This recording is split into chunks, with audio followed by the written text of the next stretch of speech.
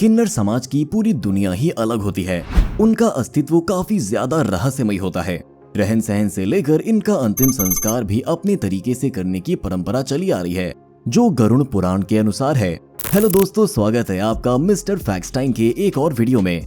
दोस्तों, जैसा कि आप जानते ही हैं कि भारत में हर शुभ समारोह में एक किन्नर की उपस्थिति जितनी सार्वजनिक है, इनका रहन सहन और घर परिवार उतना ही छुपा है। लेकिन आज किन्नरों के जिस राज से हम पर्दा उठाएंगे, उसे सुनकर आपके भी होश उड़ जाएंगे। पर राज तक पहुंचने से पहले हमारा आपसे एक सवाल है, क्या आपने कभी किसी किन्नर की मृत्यु देखी है? और अगर मृत्यु देखी है तो क्या आपने उनका अंतिम संस्कार देखा है? अगर नहीं तो ऐसी कोई भी खबर मिलने पर कभी भूल से भी ये काम मत करिएगा, क्योंकि किन्नर के शव को दफनाने से पहले जूतों और झाड़ू से पीटने का दृश्य आपकी आंखें शायद जीवन भर भुला न सके। क्यों, उड़ गए ना होश?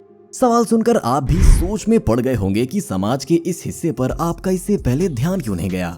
पर अब चला गया है तो वीडियो को आखिरी तक देखना मत भूलिएगा, क्योंकि आज की इस वीडियो में हम किन्नरों के शव, उनके अंतिम संस्कार और मौत से जुड़े कुछ दबे रहस्यों को जानेंगे, जिसे इस वीडियो के जरिए सुनना ही एक बेहतर विकल्प है।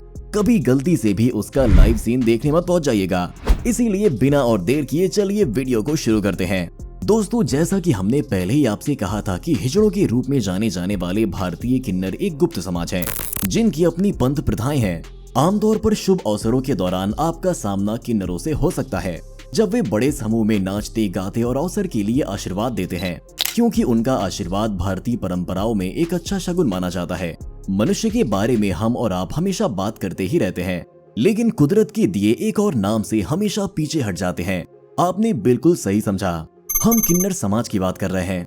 वैसे तो किन्नरों की दुआ और बद्दुआ दोनों को ही लोग बहुत ही ज्यादा सीरियस लेते हैं, क्योंकि ऐसा माना जाता है कि एक बार अगर किन्नर किसी को बद्दुआ दे दे तो उसकी जिंदगी नरक बन जाती है, क्योंकि किन्नरों के पास आध्यात्मिक शक्ति होती है, जिसकी वजह से उन्हें अपनी मृत्यु के पहले ही ज्ञात हो जाता है कि उनकी मृत्यु होने वाली है। और किन्नर कहीं भी आना जाना बंद कर देते हैं, यहाँ तक कि खाना पीना भी छोड़ देते हैं और सिर्फ पानी पर ही जिंदा रहते हैं। और इस पूरे समय अपने और दूसरे किन्नरों के लिए दुआ करते रहते हैं कि उनका अगला जन्म कभी भी एक किन्नर के रूप में ना हो। ऐसा करने के पीछे किन्नर समाज में प्रचलित मान्यता है, जिसके अनुसार मरते हुए किन्नर के मुंह से निकले हुए शब्द बहुत ही ज्यादा प्रभावशाली होते हैं। उनके सच होने की संभावनाएं बहुत ज्यादा बढ़ जाती हैं। यही वजह है कि आपने देखा होगा कि जब लोगों को यह आभास होता है कि कोई किन्नर मरने वाला है तो लोग आशीर्वाद लेने पहुंच जाते हैं। हालांकि किन्नर समाज पूरी कोशिश करता है कि उनके मरने के बारे में किसी को पता न चले। यही वजह है कि जब किन्नर समाज में किसी की मृत्यु होती है तो सबसे पहले उसकी आत्मा को आजाद करने की प्रक्रिया की जाती है। इसके लिए दिवंगत के शव को सफेद कपड़ों में लपेट दिया जाता है। साथ ही ख्याल रखा जाता है कि शव पर कुछ भी बंधा न हो। ऐसा इसलिए किया जाता है ताकि दिवंगत की आत्मा आजाद हो सके। इतना ही नहीं, दफनाने से पहले किन्नर समुदाय एक इकट्ठा होकर मरे हुए किन्नर के शरीर को गालियां देना शुरू करते हैं और उसे जूते से मारते भी हैं।